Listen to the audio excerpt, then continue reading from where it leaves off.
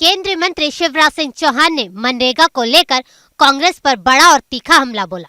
रविवार को अपने बयान में शिवराज सिंह चौहान ने कांग्रेस के मनरेगा बचाओ आंदोलन को सिरे से खारिज करते हुए कहा कि ये आंदोलन मनरेगा बचाने के लिए नहीं बल्कि भ्रष्टाचार बचाने का संग्राम है।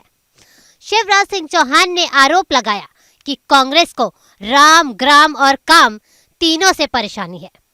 उन्होंने कहा कांग्रेस के डीएनए में भ्रष्टाचार है और मनरेगा के नाम पर ठेकेदारों और मशीनों के जरिए जमकर लूट हुई।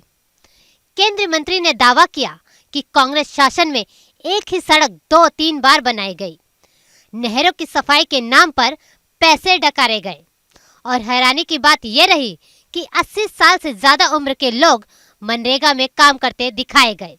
शिवराज सिंह चौहान ने आंकड़े गिनाते हुए सवाल उठाए कि मोदी सरकार में मनरेगा के लिए 8,848 करोड़ रुपए दिए गए, जबकि कांग्रेस शासन में करीब 2 लाख करोड़ रुपए खर्च हुए। उन्होंने पूछा, क्या इतने पैसों से कोई स्थायी संपत्ति बनी?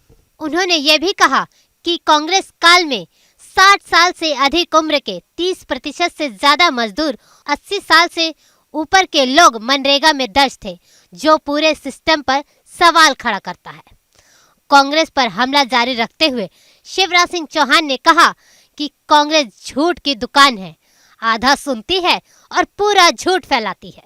उन्होंने आरोप लगाया कि कांग्रेस जानबूझकर भ्रम फैला रही है कि मजदूरों को काम नहीं मिलेगा, जबकि नया सिस्टम पहले से बेहतर है।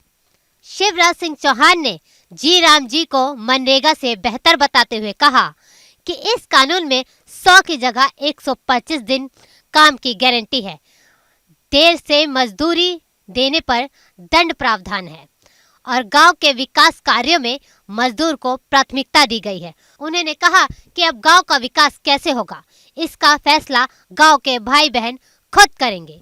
सरपंच और पंचायत मिलकर विकसित गांव की योजना बनाएंगे। केंद्रीय मंत्री ने नेता विपक्ष राहुल गांधी पर भी सवाल उठाए। उन्होंने कहा कि जब संसद में इस मुद्दे पर चर्चा हो रही थी, तब राहुल गांधी कहाँ थे? क्यों उन्होंने चर्चा में हिस्सा नहीं लिया? शिवराज सिंह चौहान ने कहा कि कांग्रेस की असली परेशानी यह है कि अब भ्रष्टाचार की संभावनाएं खत्म हो रही हैं। आरोप लगाओ और भाग जाओ, यही कांग्रेस की आदत बन चुकी है। उन्होंने साफ कहा कि विकसित भारत जी राम जी एक बड़ा रिफॉर्म है और इसे लेकर किसी भी तरह का भ्रम फैलाने नहीं दिया जाएगा। बीजेपी जनता के बीच जाकर सही जानकारी देगी। फिलहाल मनरेगा और जी राम जी को लेकर सियासी घमासान तेज हो गया है और आने वाले दिनों में इस मुद्दे को लेकर राजनीति और गरमाने के आसार नजर आ रहे हैं।